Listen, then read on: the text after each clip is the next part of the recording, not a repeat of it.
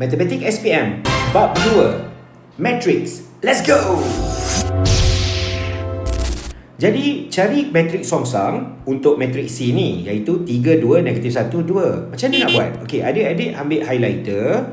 Okey, highlighter lah, ambil highlighter Highlightkan yang ini 3 dan 2. Okey, jadi macam mana nak cari matrik songsang untuk matrik ini? Baik, dekat sini buat simbol macam ni, negatif 1 macam ni, maksudnya inverse lah, inverse matrik.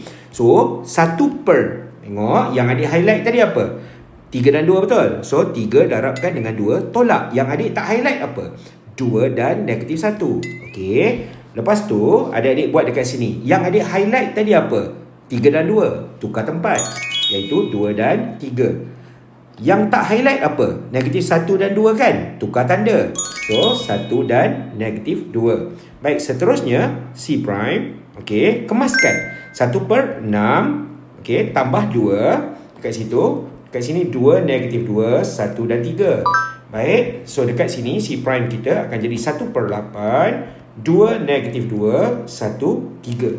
Okey, jadi untuk kita ikut, kalau mungkin soalan ni dalam objektif, mungkin jawapan yang last adik-adik kena darabkan 1 per 1. Jadi adik-adik darabkan ni ikut keadaan dan kesesuaian apa yang soalan nak ketika itu. So yang ni jadi 2 per 8, yang ni jadi negatif 2 per 8, yang ni jadi 1 per 8, dan yang ni jadi 3 per 8. Dan adik tolong kemaskan supaya dapat jawapan yang paling teringkas. So 1 per 4, negatif 1 per 4 dekat situ, 1 per 8 dan juga 3 per 8. Yes! Jumpa lagi.